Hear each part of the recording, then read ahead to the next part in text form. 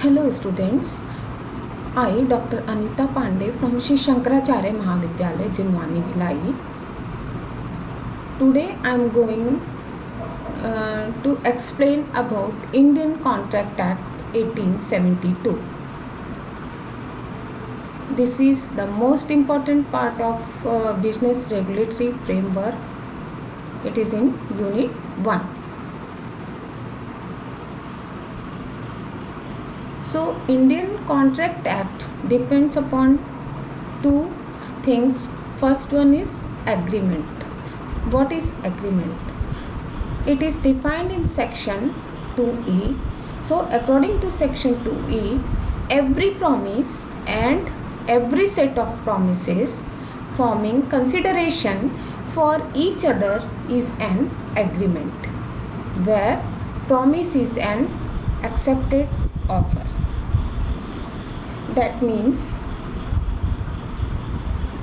there are two parties and they make an agreement. Therefore, we can say that agreement is equal to offer and acceptance. Let's see what are the essentials of an agreement. First point is minimum two parties.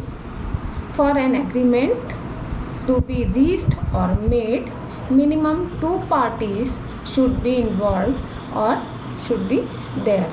दो party, दो पक्षकार कम से कम होने चाहिए, तभी ठहराव होता है. एक अकेला व्यक्ति ठहराव नहीं कर सकता. Second is identity of mind.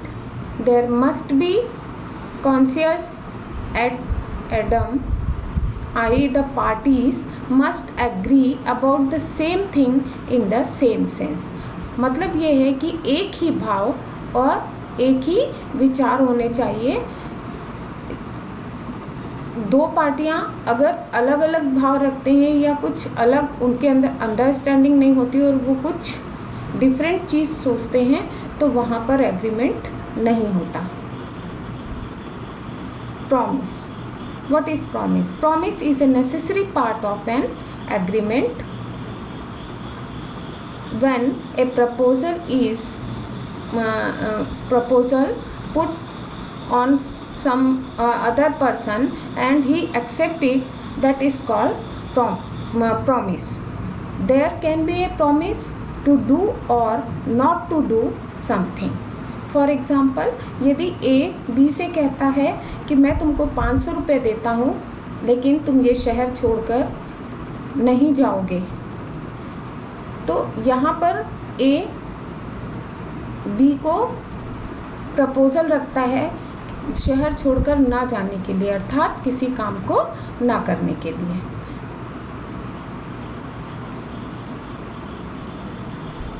Next is contract. Contract is defined under section 2H of subsection H of Indian Contract Act 1872.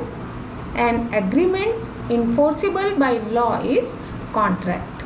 अगर हम इसे समीकरण में व्यक्त करें तो the equation will be contract is equal to agreement plus enforceable by law.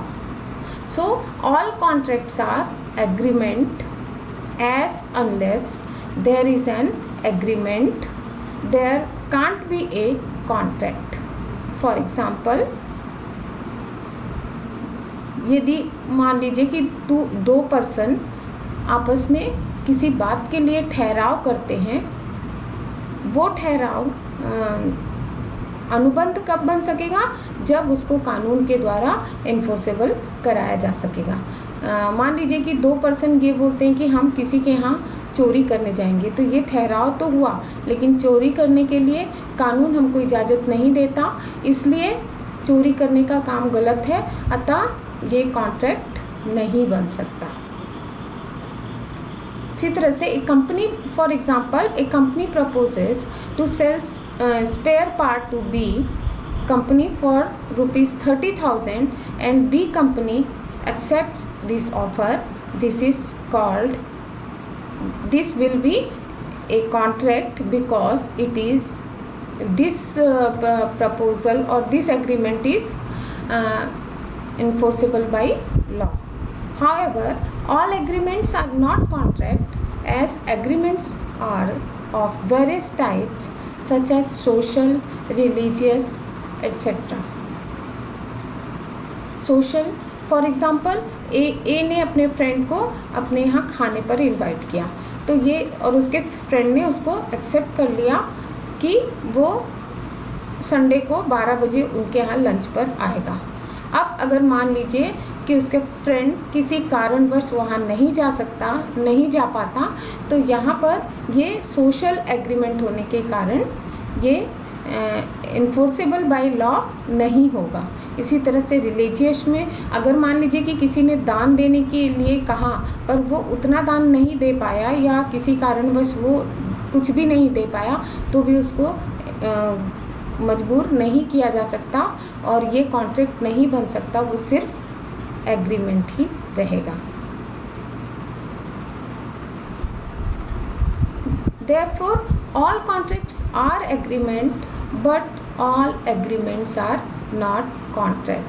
That means agreement is the base of contract, but only that agreements that are enforceable by law.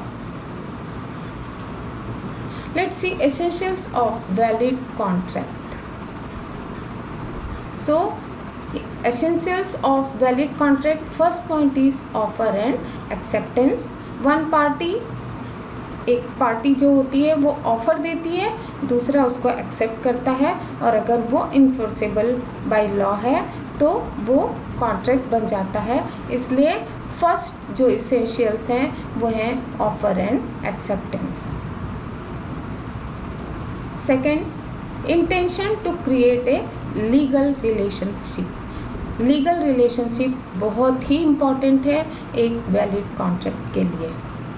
This legal relationship means that the party must intend that if one of them fails to perform his promise, he will responsible for the failure in law.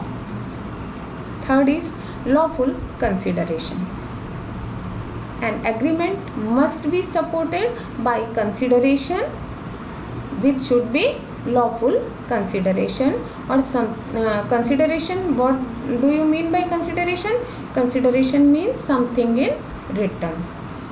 न्यायोचित प्रतिफल, न्यायोचित प्रतिफल का होना बहुत आवश्यक है, क्योंकि जो जितनी भी एक्टिविटीज़ होती हैं इन बिजनेस वर्ल्ड वो सब की सब कैसी होती हैं, मोस्टली वो आर्थिक गतिविधियां होती हैं और अर्थ अर्जन के लिए ही की जाती हैं व्यवसाय में। इसलिए दोनों पार्टियों के मध्य जो भी एग्रीमेंट होता है वो किसी न किसी कंसिडरेशन पर होता है और वो न्यायोचित होना चाहिए। Next one is free consent. For a valid contract the consent of parties should be freely given, और consent should be obtained without coercion, undue influence, misrepresentation, fraud or mistake. These 5 things affect an consent. 5 बातें free consent होने के लिए, अगर मान लीजिए किसी सहमति को, सहमति यानी किसी बात पर किसी भाव पर सहमत होना, और उस सहमति पर अगर 5 चीज़ों का असर पड़ता है तो वो स्वतंत्र सहमति नहीं मानी जाती। से मान लीजिए कि अगर आपको किसी प्रोडक्ट को लेना है, आप उसको परचेस करना चाहते हैं क्योंकि आप नीडी हैं, उसकी ज़रूरत है आपको, और जो सामने वाला पर्सन है वो उसके पास वो अवेलेबल है, इसलिए वो आपको सेल करेगा, और आपको वो जो ऑब्जेक्ट है या जो वस्तु है वो आपको मिल जाएगी, और उस पर्सन को उसके बदले में लॉफुल कंसिडरेशन मतलब कि उसका जो प्राइस होगा वो मिलेगा। लेकिन अगर ये कंसेंट फ्री नहीं है या किसी काम को फोर्सफुली करवाया जाए, फॉर एग्ज़ाम्पल किसी के घर में अगर चोर घुस जाता है और ये कहता है कि गन पॉइंट पे कि तिजोरी की चाबी दे दो, तो यहाँ पर ये कंसेंट नहीं होगा, क्योंकि सामने वाला डर के मारे उसको देगा अपनी जान बचाने के लिए। Next is capacity of parties to contract. The parties to the agreement must be competent to contract. They should be measure of sound mind and not disqualified for contracting under any other law for the time being in force, etc. पक्षकारों में अनुबंध करने की क्षमता होनी चाहिए, और ये क्षमता किन लोगों के पास होगी? जो वयस्क हों यानी माइनर ना हो, दूसरा जो साउंड माइंड के हों यानी स्वस्थ मस्तिष्क के हों, और थर्ड वन इज़ कि किसी भी राज नियम द्वारा उनको कॉन्ट्रैक्ट करने के लिए, अनुबंध करने के अयोग्य घोषित ना किया गया हो। ये 3 लोग ही अनुबंध कर सकते हैं। Next, lawful object. A contract must be made for a lawful object. It means that the purpose of the contract should be legal. It is not forbidden by law, or it is not fraudulent, or it is not immoral or opposed to public policy.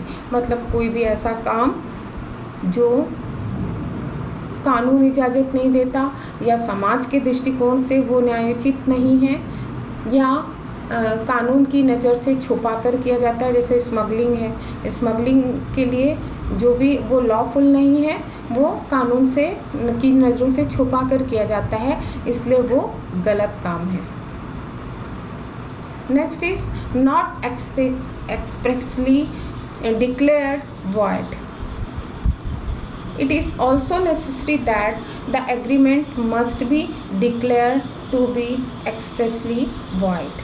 कुछ ऐसे agreement हैं जिनको expressly declare किया गया है और वो essential हैं एक वैलिड कॉन्ट्रैक्ट के लिए। Possibility performance, the term of agreement should be such that they are possible to perform. Possible होना चाहिए कोई भी काम करने के लिए। यदि किसी ने, एक पर्सन ने किसी दूसरे को कहा कि अगर तुम मेरे लिए चांद या तारे तोड़ कर लाओ, तो ये पॉसिबिलिटी नहीं, पॉसिबल टू परफॉर्म, ये पॉसिबल टू परफॉर्म नहीं है, इसलिए ये इस तरह का कॉन्ट्रैक्ट जो है वो वैलिड नहीं हो सकता। Next, legal formalities, the other legal requirement should be fulfilled. Legal formalities मतलब कि यहाँ पर अगर 2 पार्टीज़ के बीच में कोई कॉन्ट्रैक्ट होता है या कोई एक पार्टी प्रपोज़ल रखती है, दूसरा उसको एक्सेप्ट करता है, तो दोनों की रिस्पॉन्सिबिलिटी होती है कि उनको जो भी उन्होंने एक्सेप्ट किया है या प्रपोज़ल रखा था उसके हिसाब से वो परफॉर्म करें, तभी वो और अपना ड्यू डेट पर या पर्टिकुलर टाइम पर उसको अपना जो भी उनका कार्य का निष्पादन है उसको वो कंप्लीट करें। Next is, let's see the kinds of contract. Classification on the basis of validity. सबसे पहले हम देखेंगे वैलिडिटी के आधार पर valid contracts and wide contracts, voidable contracts. Valid contract क्या होता है? An agreement enforceable by law is a valid contract. Void contract, a contract become void when it cease to be enforceable by law. And voidable contract is an agreement which is enforceable by law at the option of more of the parties, but not at the option of other party or parties. It is a voidable contract. That means कि जो voidable contract है वहाँ पर जो पीड़ित पक्षकार होता है वो उसको ये राइट होता है कि वो जो पहले पार्टी है, दूसरी पार्टी है, उसने अगर अपने जो भी उसको परफॉर्म करना था उसको उसने फुलफिल नहीं किया है, तो वो एनफोर्सेबल बाय लॉ होता है, और जो पीड़ित पक्षकार है वो लॉ के कानून की शरण में जा सकता है। Unenforceable contract, a contract which is otherwise valid but can't be enforceable because of some technical defect such as absence of written document or absence of proper stamps etc.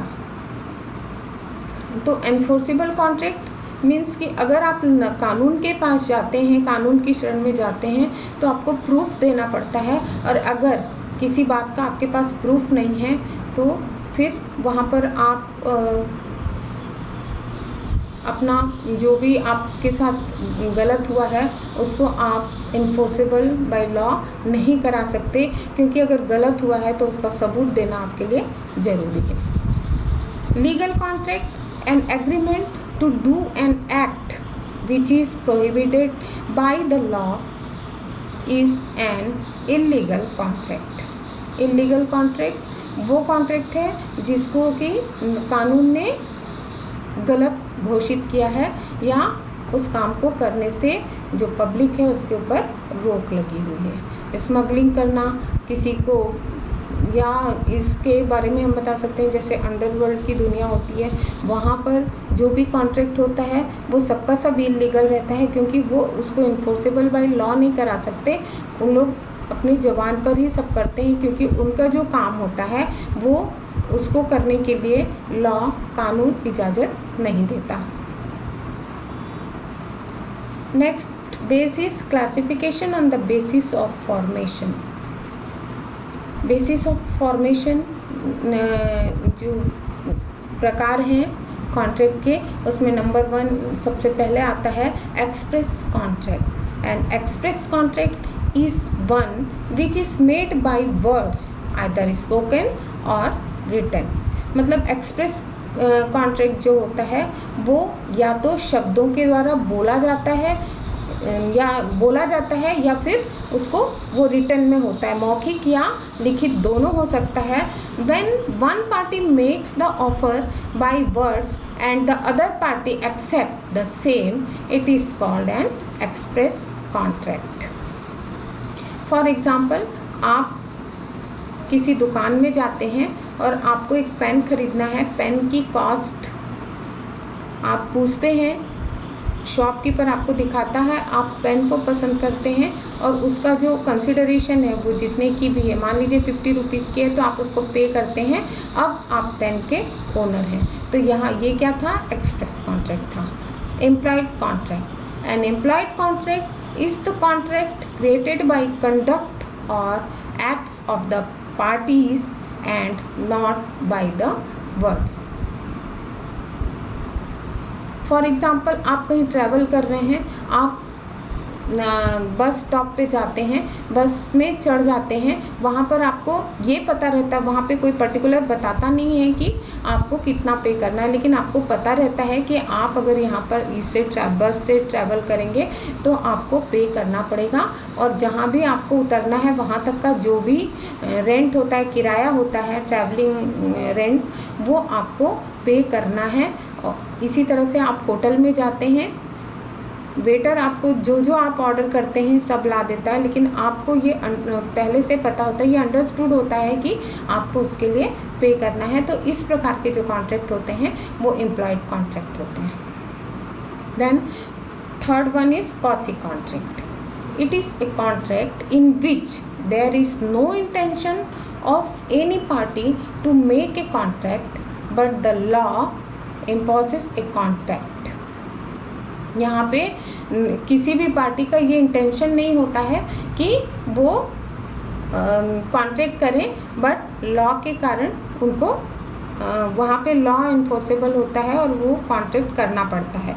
In such a contract rights and obligations arise not by an agreement but by the operation of law.